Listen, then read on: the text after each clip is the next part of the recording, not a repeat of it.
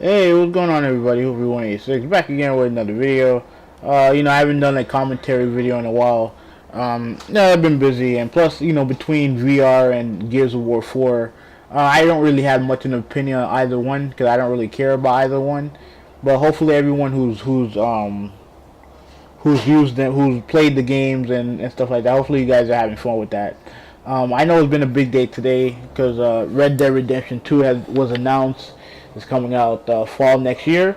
I'll talk about that in on a later date, but I wanted to kind of go back and talk about a a conversation that happened last week regarding Phil Spencer's comments and clickbait, and I also wanted to talk about user review scores on Metacritic. So hopefully it won't take too long. Hopefully below 10 minutes. But let me start off by saying this.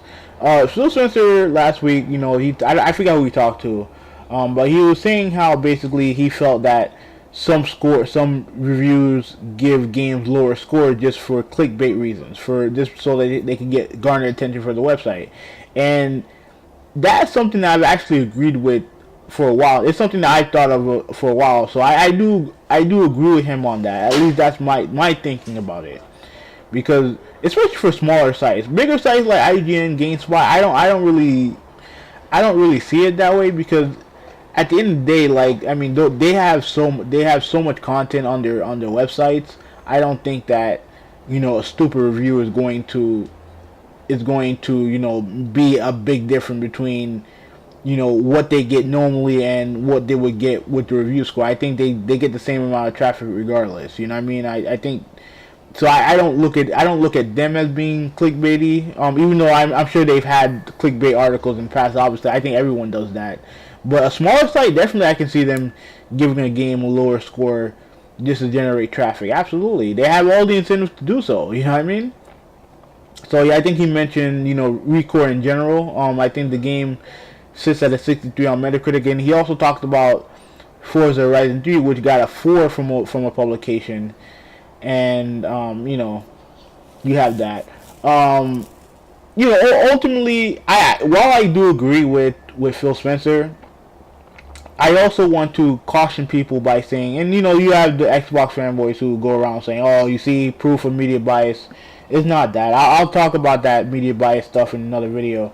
But the thing that I think a lot of people need to be careful with doing is realizing that at the end of the day, it depends. You have to read the content of the review instead of just concentrating on the score. I think a lot of people look at a score and they kind of go nuts about that without realizing that, one, there is no universal score system. You know what I mean? Like, there's no consensus as to what really what the score system should be. You know what I mean? You have some sites who use the 5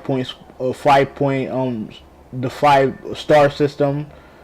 You have people who use the 10 point system. You have people who use the point 0.5 system. Like, I think Game Informer uses the point 0.5 system, and IGN uses the decimal system, which is basically like 9.4, 9.5, bullshit like that. So there is no universal point system, and there also, we don't have any real standard or criteria to what makes a game good, bad, or whatever. You know what I mean? Obviously, we have you have your 9s and 10s, which are universally known as great scores, but in 8s, 9s, and 10s are universally known as great scores. We also know that a 5 and a 10 point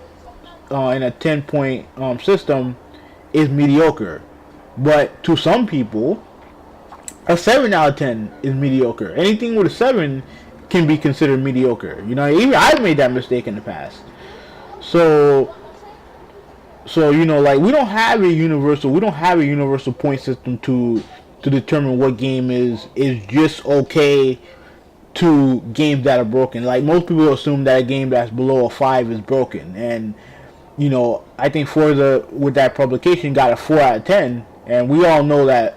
I mean, to my knowledge, Forza's not broken. You know what I mean? So we don't know really the criteria to what makes the average game what, like, the average game, what it is outside of the perfect scores in the completely dog shit, terrible, broken games. You know what I mean? We don't have a criteria. We don't have a universal standard for that either. Um, but I think most people need to worry more about the content of what's being said in the review instead of just the score itself. Now, it takes me to the user score and Metacritic, right? If you look at definitely this trend this generation has been that the user scores are normally a lot lower than the meta score. Which in a way makes sense because you have with the whole thing with patches and day one patches and games being released that are not what they say they are, or at least a little bit broken and glitchy and stuff like that. You tend to always get people who are going to review it lower because as far as reviewers goes, normally they're playing a product that's not dealing with a lot of those issues. You know what I mean? Who don't have to worry about online servers when they get overrun. You know what I mean? Like, so you don't have to deal with that normally. But the other trend that you notice with the user score, why it's so low, is that you have a lot of these fucking fanboys who go to the user score and completely bomb the user score by giving the game a 0 or a 1 or what have you. And there have been some people on Twitter who have been saying that they should stop with the user scores and at least vet the user scores and stuff like that. Now, to me, I've always said that that the content of the review is what matters most. And you can spot a shitty bullshit fanboy review from a mile away. You can definitely spot it a mile away when you read some of these fucking user review scores. You know what I mean? Like, and the same thing with a regular review. Like, if you it's one thing if you want to disagree with the person about the score, that's fine. But if you read the comment and you're like, okay, all right, I can see why he didn't like this or whatever, and then you say, all right, that's fine, we agree to disagree and move on from there. Like, to me, I think the content has always been most important when it comes to these reviews. I don't think that it shouldn't be anything more than that. And I think that when you look at some of these user reviews, you can tell that some of those user reviews are bullshit reviews. Absolutely bullshit. Absolutely, you can see it clear as day. So, do I think that they should be vetted or those users should be banned? No, I think ultimately just ignore it. Because obviously there's tons of user reviews. Just ignore it, and I don't think they have any. I don't think those user review scores have much influence on other people. At least I don't think so. At least not to the degree that maybe some YouTubers do, like some of the more popular YouTubers or the console war propagandists out there.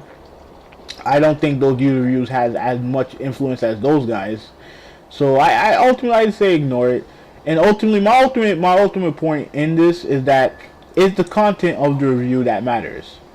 I don't believe that, I personally don't believe that what was that? I just lost train of thought. I got a lot of stuff going on around me. Okay, it's not the people going around talking about you just concentrating on the score only. I think you're doing yourself a disservice. And kind of just, you guys are kind of like just, making yourself look stupid. It's all, what it is, it's all about basically the content of that review. Yeah, I'm sorry about that. SHAREfactory has been acting stupid when it comes to some of these recordings. So I'm gonna start over. Hopefully it catches everything. Like I was saying before I got cut off. The content of the review is what matters most. It doesn't matter, about, like, the score. The score is not the most important thing. Like, it's not, like, the end-all, be-all for fucking neighborhood. Like, it's not the end-all, be-all for, what a good game is. Like, it's not, like, again, we all can concentrate on that, Metacritic, all the other stuff, that, whatever. At the end of the day, what matters most is the content, is the substance of what they're saying. That's what matters most. Like nothing else. And if and you know, if you disagree with the score, that's fine. But at the end of the day, if the person's saying something that you know you agree with, that you disagree with, whatever, but you can understand their point, and even if you don't understand their point, at least you see what they're, at least you can understand what they're talking about. That's all that matters. Like the score doesn't matter.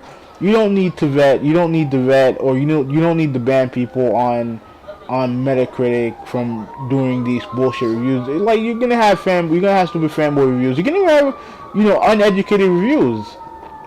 That's how life goes. But at the end of the day, what matters most is just whether or not you like the game.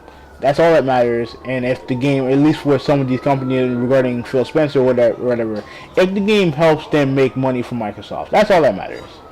Anyways, that's it. Hopefully this fucking audio don't get cut off. Anyways, Who186, I'm out.